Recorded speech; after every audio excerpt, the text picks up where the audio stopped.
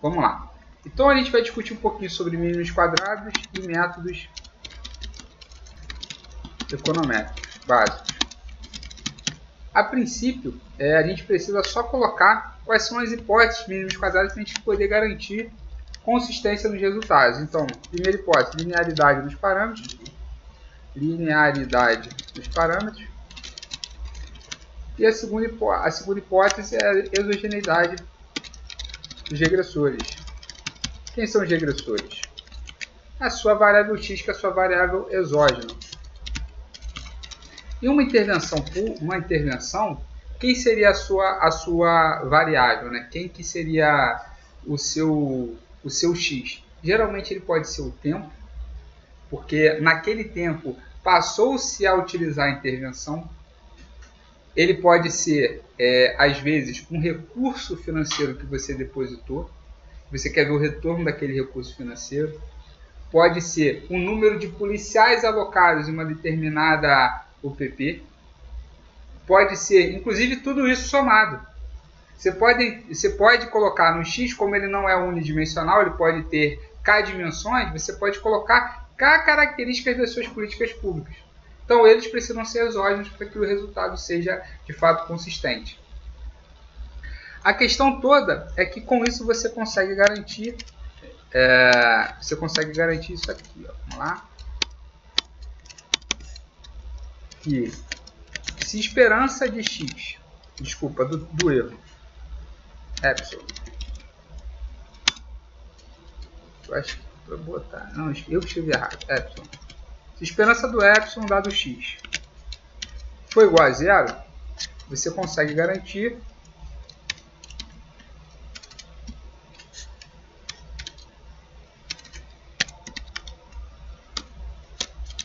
escrever em letra tem que ser um saco. Eu estou esquecendo o que é right e o que é left. Right arrow. Que é a esperança do seu beta de mínimos quadrados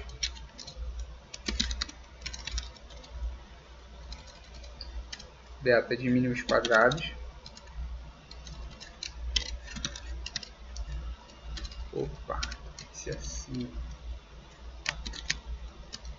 estimado, né? Então eu botaria um hat aqui.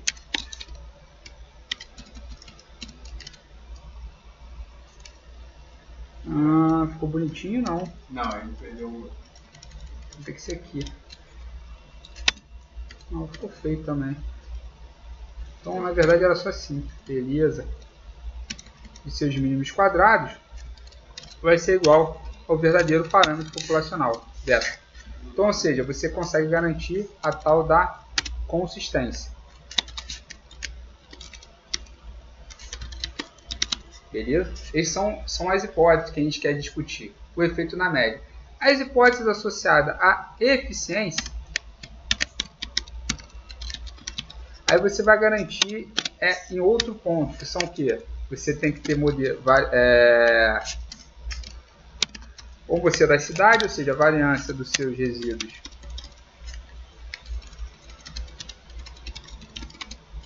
tem que ser igual a sigma 2 para todo. Opa, bota só assim. Beleza? Tem que ser igual a sigma 2 para toda da sua observação. Você não pode ter autocorrelação, ou seja, esperança de epsilon I vezes epsilon j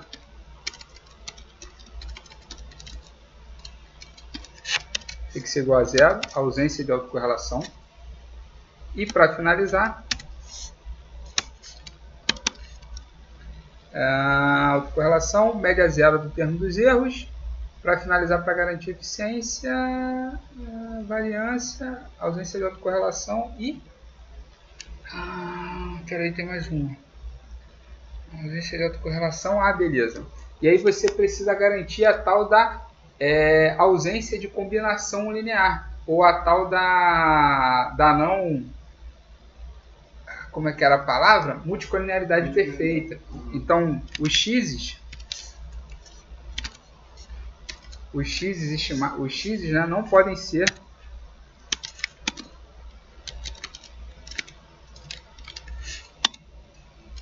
Eu errei. Não podem ser uma combinação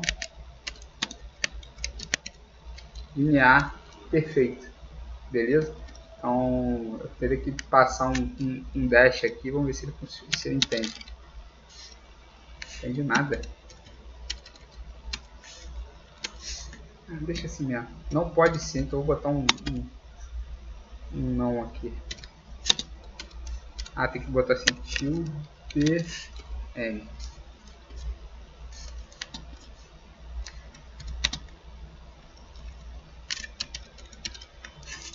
Eita, ficou feio. Isso assim, caralho.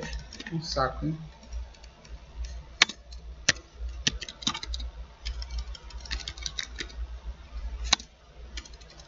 Beleza, acho que todo mundo entendeu. Não pode ser uma combinação linear perfeita. Então você tem que ter homocedacidade, ausência de autocorrelação e ausência de multicolinearidade perfeita. E aí você consegue garantir a eficiência do seu estimador. Deixa eu fazer aqui meu novo PowerPointzinho. É uma homocedacidade.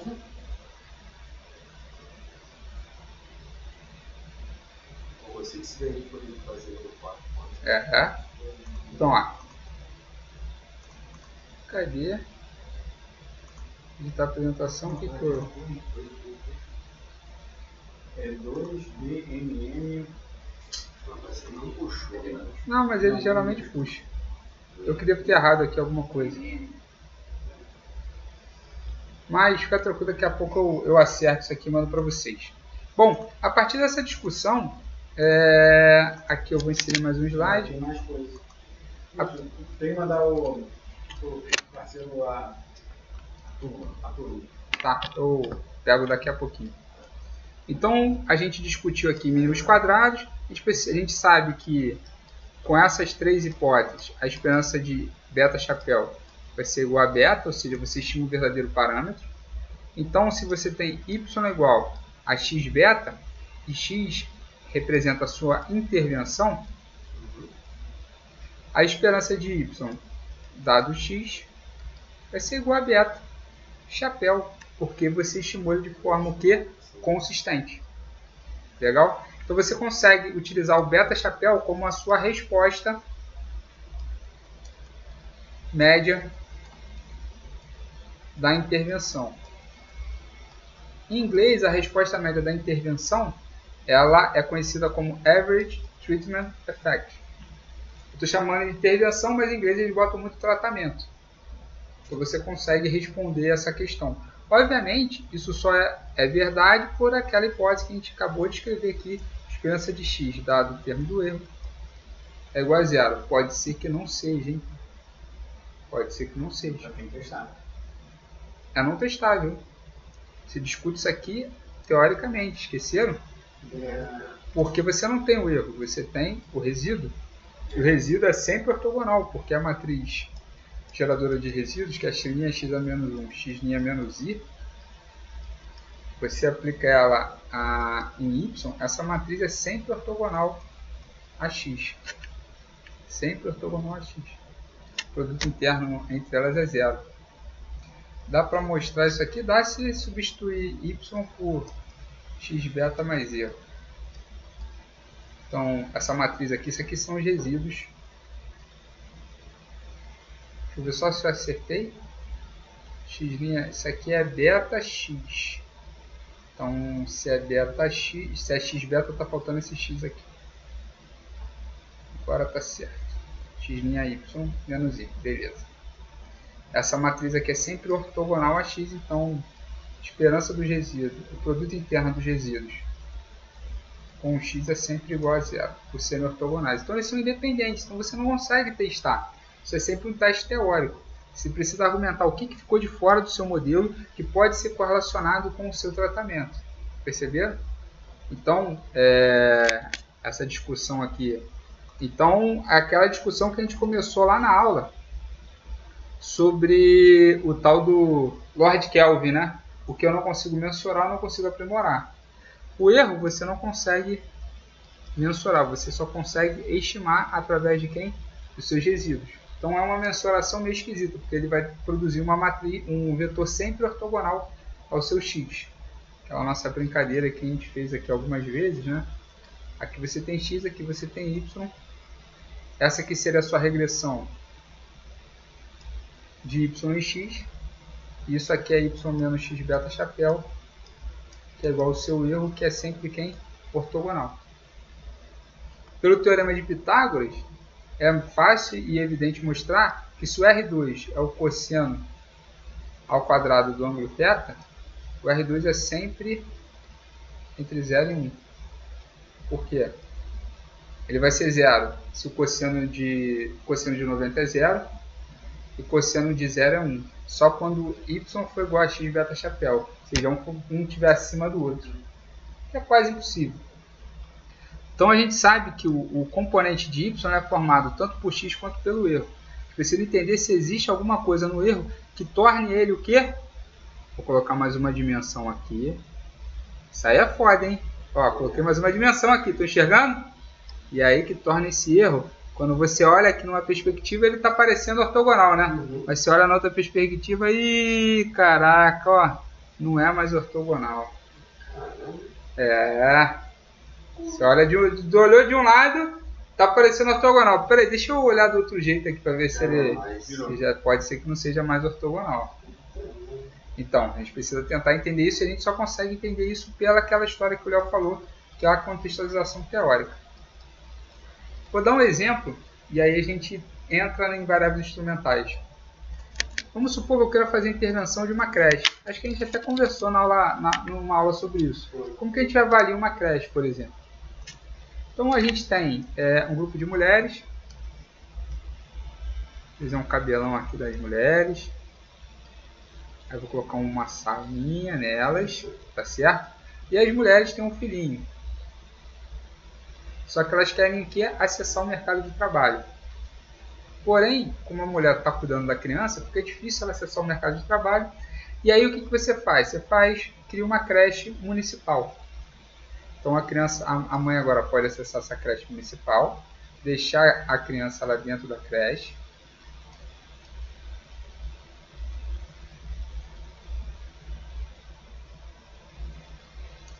A janelinha da creche, chãozinho. Aí pode deixar a criancinha pequenininha e a mãe depois ir para onde? Para o mercado de trabalho. Isso aí, ó. Vou botar aqui as chaminés aqui, ó, da fábrica.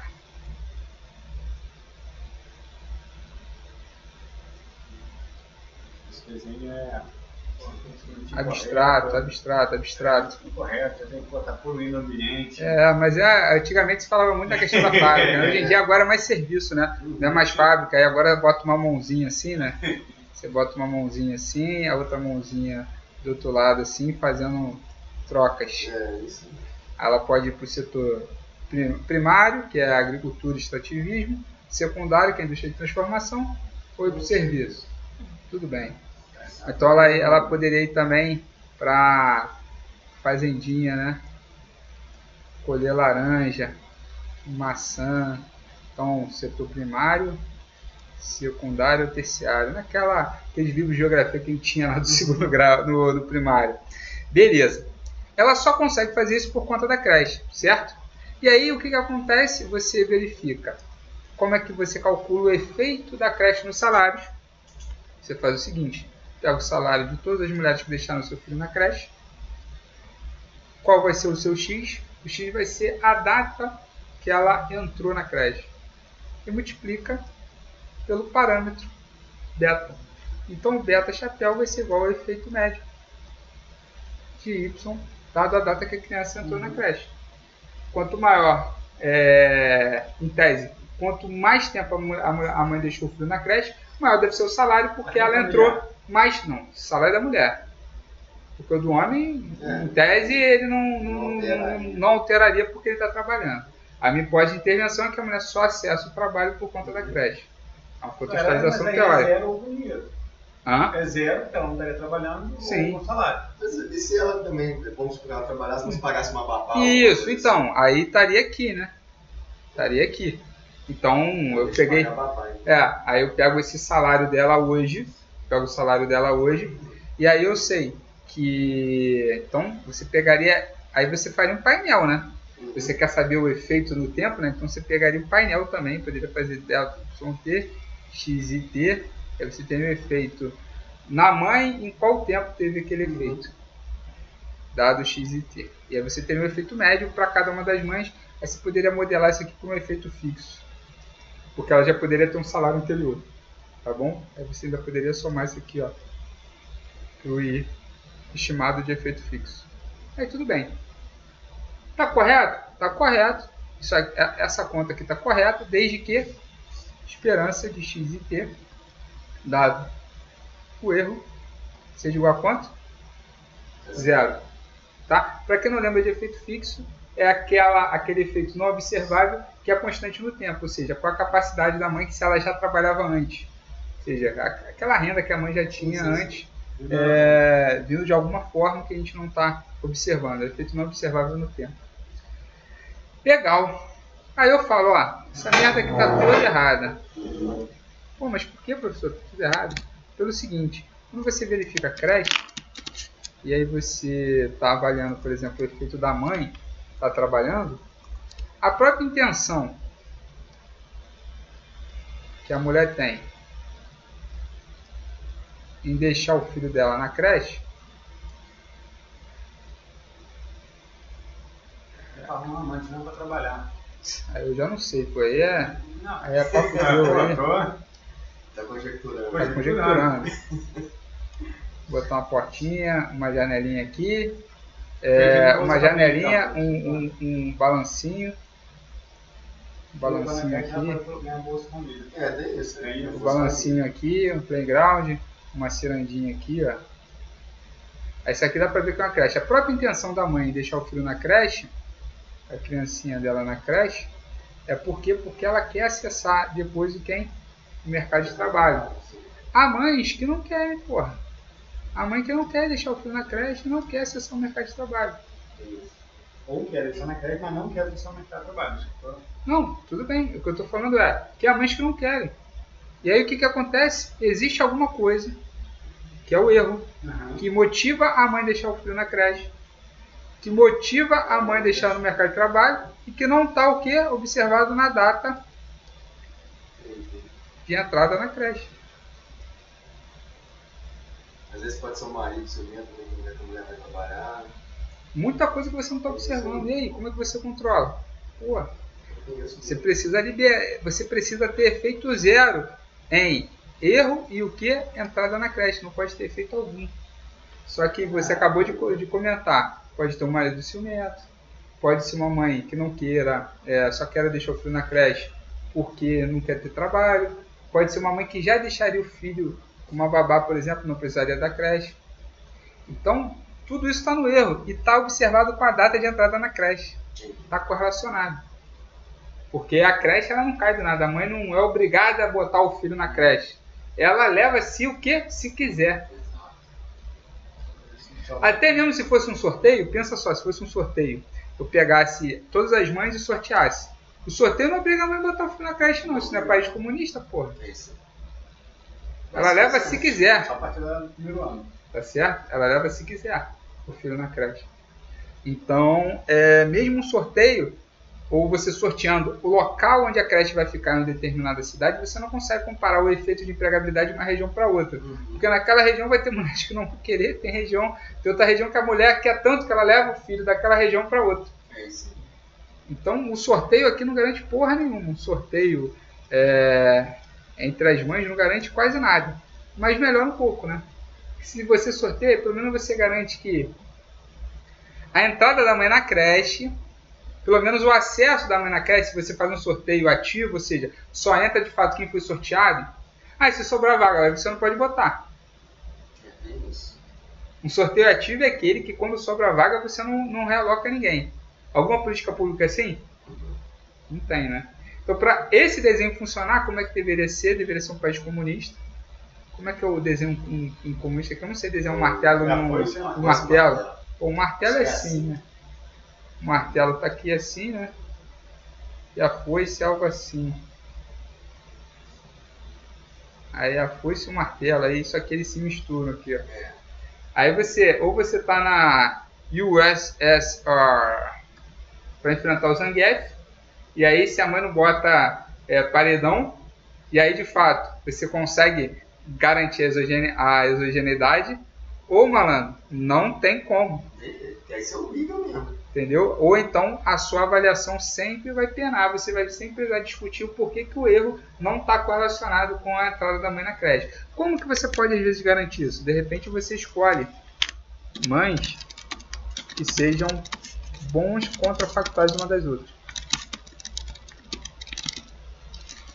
Ou seja, pega mães muito parecidas de uma determinada região. Então você pega mães que tenham características muito semelhantes e que essas características fazem com que esse erro, que é puramente aleatório, não seja correlacionado com a entrada da mãe na creche.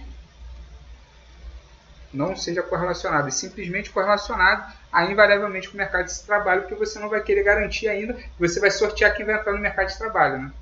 Que esse é um experimento duplo cego. Você vai filtrando, né? Aí o que você faz? Você faz uma seleção prévia de mães que queiram deixar o filho na creche.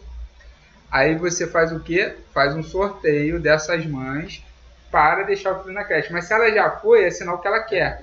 E aí você compara, através desse sorteio, uma divisão no grupo entre quem entrou, que vai ser chamado de tratado, e quem não entrou, que vai ser chamado de controle.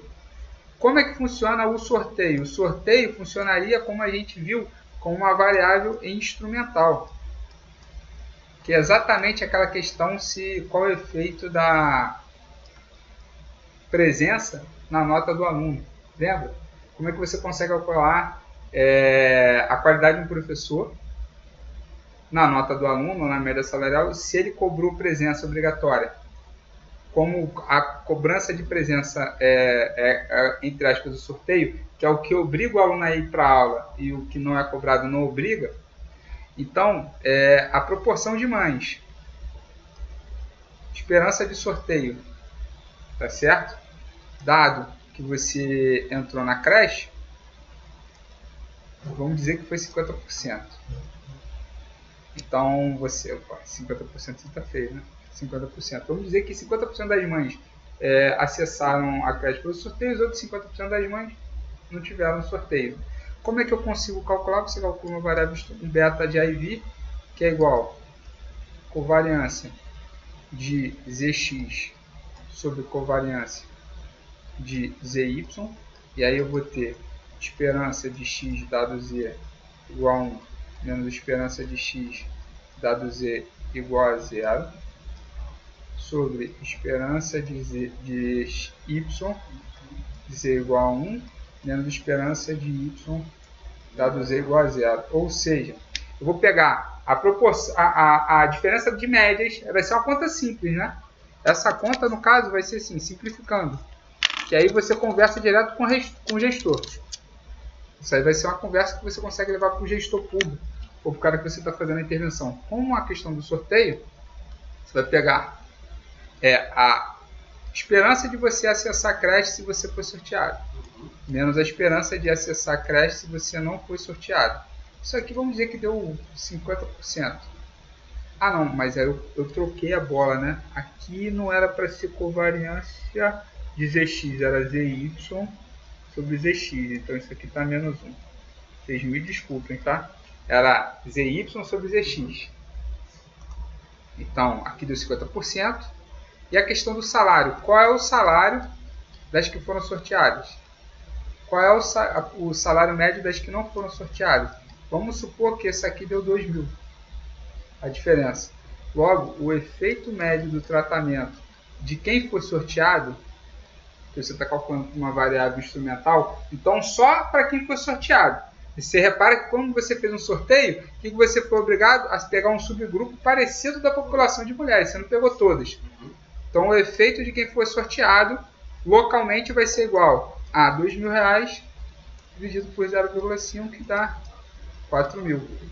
Antes, qual era o seu resultado? Obviamente, você perde muita variabilidade nesse resultado. Esse resultado, para ser estatisticamente significativo, tem que ser forte. Tem que ter muitas observações, porque você perde muita variabilidade. Você não está pegando a variabilidade total de x para explicar a variabilidade total de y. Está explicando a variabilidade de x que é correlacionada com o sorteio. Então, um subgrupo dessa variabilidade. E além disso, antes como é que era? Bastava você pegar a esperança de y dado que ela está na creche. Era bem mais fácil, né? Menos esperança de y dado que ela não estava na creche.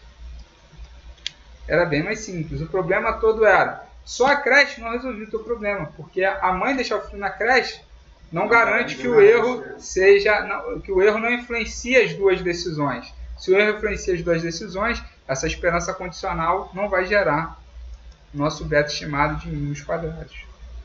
Tá certo? Será diferente. Aqui não, aqui você consegue garantir que ele vira o beta de variável instrumental. Como é que é o beta de variável instrumental? X' z, não, ao contrário, não é x' z, é z'(x), a menos 1, z'(y). Por isso que fica a covariância de z com y dividido por covariância de z com x. Repara que a linguagem simples, você fez um sorteio e tal, mas na hora de implementar pode dar uma merda. Eu estou falando, professor, é simples, mas vamos ver na hora de implementar. Por quê? Foi sorteado e tem mãe que recebeu o sorteio e arrumou outro, não arrumou emprego, não quer deixar o filho na creche. O que você faz? Ah, qual é a mãe que tem mais vontade de deixar o filho na creche? Das que não foram. Aí você já caga todo logo o seu resultado. Você pegou gente que ficou de fora, que era, na média, parecido com o grupo que ficou de dentro, mas quando você começa a pincelar, você começa a desbalancear a tua média. Mas faz cadastro de reserva, que foi o que eles criaram. Faz cadastro de reserva, pronto. Aí você pode garantir que ela pelo menos entre no próximo ano. Mas naquele ano você pode... No seu grau de existência, porque é igual a mãe que saiu, você tem a... Então, aí você começa a desbalancear o seu experimento e a sua intervenção. A intervenção ela já é prevista o cadastro de reserva. Sim, mas olha só, a questão do cadastro de reserva. 50 vagas. Então, eu lá sorteei 60. Então, pô, eu estou admitindo que até 20% das mães podem mudar de ideia durante o processo e aí eu reinserir aquela. Gostei, ó. Vamos fazer o seguinte, você tem 50 vagas, você pegou 100 mães que se inscreveram. Dessas 100 mães que você inscreveu, você sorteou 60 e aí preencheu. Se as 60 vão, já vai dar overbook e vai dar merda. Como é que você vai fazer essa seleção? Não, 10 eu estou declarando que é cadastro de reserva. Tá, então você separou 20% como cadastro de reserva. E aí você tem as 40 aqui de fora. Certo? Em média, como os grupos 60 e 40 são parecidos, a média do erro dado a entrada na creche é igual a zero. Legal? Perfeito. Dessas 20% aqui que está de fora, só essas 20, você tem que garantir que ela é igual a esse grupo que está aqui, igual a esse grupo que está aqui. Se você fez um sorteio, a seleção é parecida, você até consegue garantir essa possibilidade. O problema é que quando surge uma vaguinha só, das 50 que entraram, 2 desistiram, sobrou 48. Como é que você pega 2 aqui? Mas é sequencial, ó. Sorteio sequência, pronto. A 51ª sorteada, a 52ª sorteada, é por ordem. Por ordem de sorteio. Se porque os 50 primeiros foram na ordem de sorteio. Por que mudaria o processo, o critério? É um sorteio sequencial, né? Aí acho que daria certo. Eu acho que aí pode ser. Porque você não está alterando. É o que acontece. Se a pessoa não, tanto que se a pessoa não faz a matrícula até tal data, tem até as próximas 2, 3. Sorteio sequencial, né? É um sorteio sequencial, só que o sorteio sequencial, ele por definição, ele é o que a gente chama de distribuição geométrica, né? Hipergeométrica. Lembra dela? Não. Aquela do sorteio sem reposição. Ah, tá. E no tiro e aí você contava casos favoráveis sobre casos possíveis. Aí ficava a combinação de nzinho, n grande, e em cima ficava a combinação de n menos 1, aí vezes n menos 1 pelo quando você tá, acho que era o parâmetro k. Era, na verdade, a casos favoráveis sobre casos possíveis. Aí, os casos totais possíveis são a quantidade de arranjos. Em cima, quantidade de subgrupos e quantidade de pessoas que você pode fazer a realocação. A questão toda é que essa merda é independente. Se você está sorteando de forma sequencial, será que... em tese sim, né? Independente, porque não vai... não perdeu ali a prioridade da... pode ser. Então um sorteio sequencial pode ser que resolva. Porque você pode ter problemas de atrito aí nessa coisa. Mas aí tem uma questão, tem uma dimensão temporal aqui que a gente não tinha adicionado. Ó. Aquela dimensão de probabilidade, certo?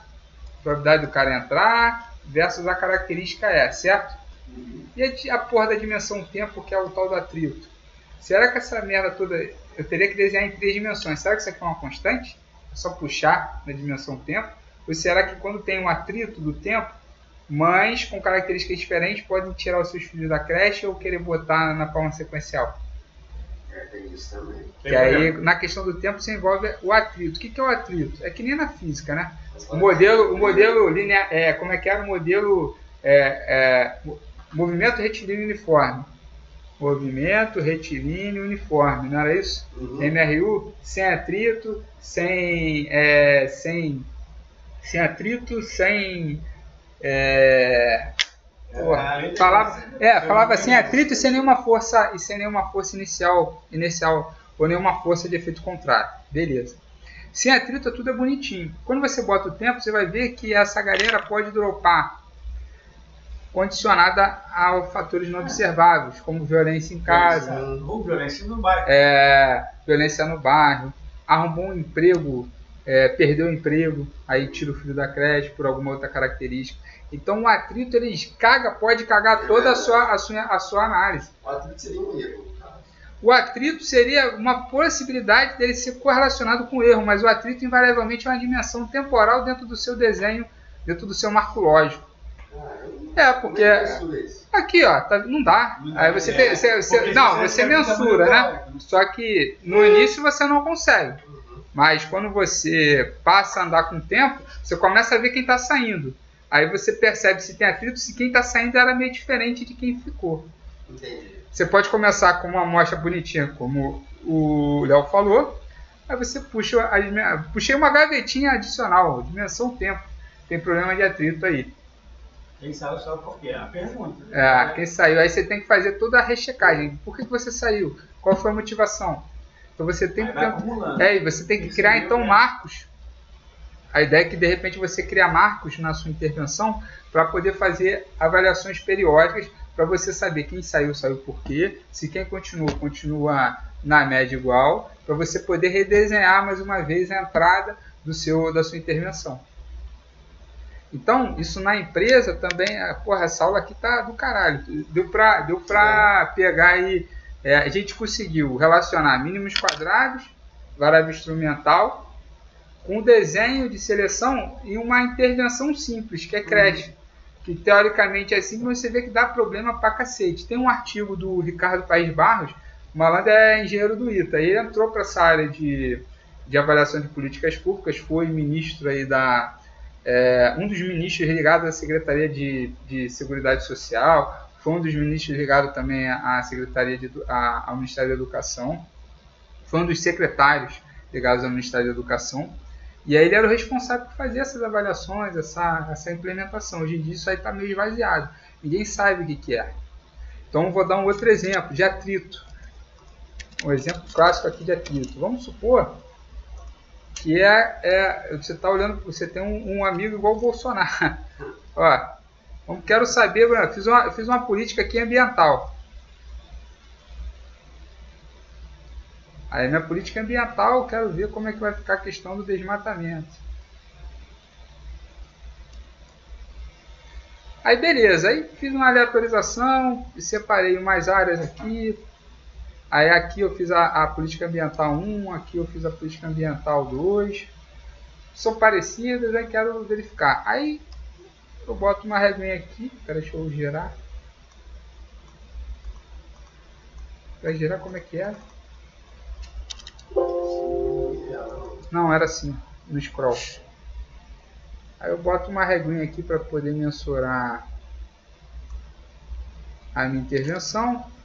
Aí beleza, aí o cara mediu aqui certinho, ó. Porra, que medida bonita. O outro malandro mediu certinho aqui, ó. Só que ele queria, só que a porra do Bolsonaro queria que a política 1 tivesse sido melhor do que a 2. Aí tu mediu, aí o cara falou, ó, joga essa medida fora, vamos fazer de novo. Vamos fazer até dar certo.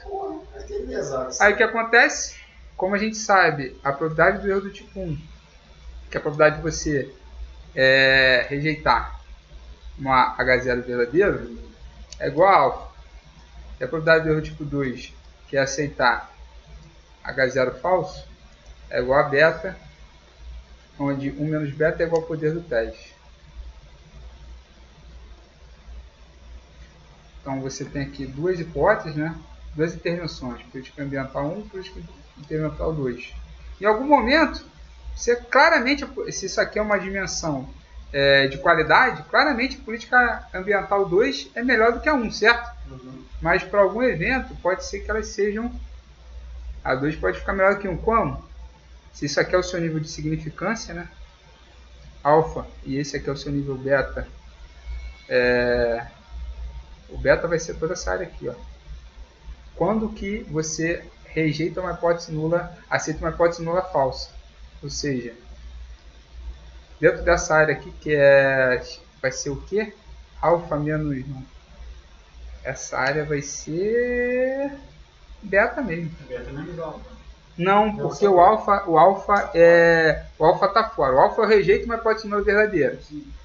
Aqui mas aqui eu estou tomando a decisão de rejeitar, aqui eu estou tomando a decisão de não rejeitar. Na área beta, eu estou tomando a decisão de... Mas sempre tem o 1 menos o alfa? Não, era beta mesmo. Não, 1 menos alfa era isso aqui tudo. Toda essa área aqui, ó. Tá vendo? Inclusive o beta.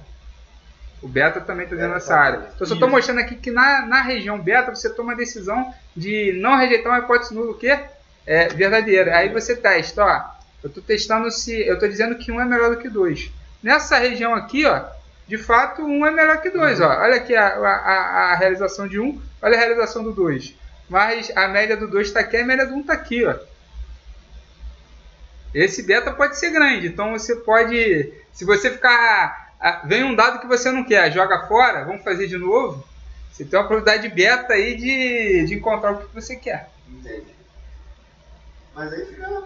meio esquisito você ficar fazendo isso. Mas não é o que o pessoal está falando? Que a medida está errada? Mas que exato isso aí, velho. E tu repete até dar o resultado que tu quer, porra. É o que eu estou falando. Aí você, e a gente está fazendo isso como? Quantitativamente. A gente botou alguma teoria? Não. Botamos duas distribuições de probabilidade, uma do lado da outra. Uma claramente é maior do que a outra, mas o que acontece? Invariavelmente, com uma probabilidade muito baixa, a melhor pode sair pior do que a melhor. A gente vê isso no jogo de futebol direto. Time 1 na média é maior que o time 2, mas o time 2 de vez em quando ganha. Aí se você ficar rejeitando o placar e quando o time 2 ganha, aí você só vai ficar assim, porra, o time 1 é melhor mesmo, hein? E aí quando o time 1 perde, o que você faz? Não, o problema é do juiz, vamos melar o jogo.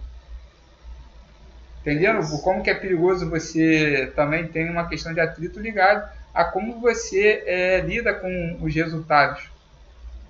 Uhum. Daqui a pouco o cara não é imparcial na análise, se fizer isso. Tem. E a imparcial.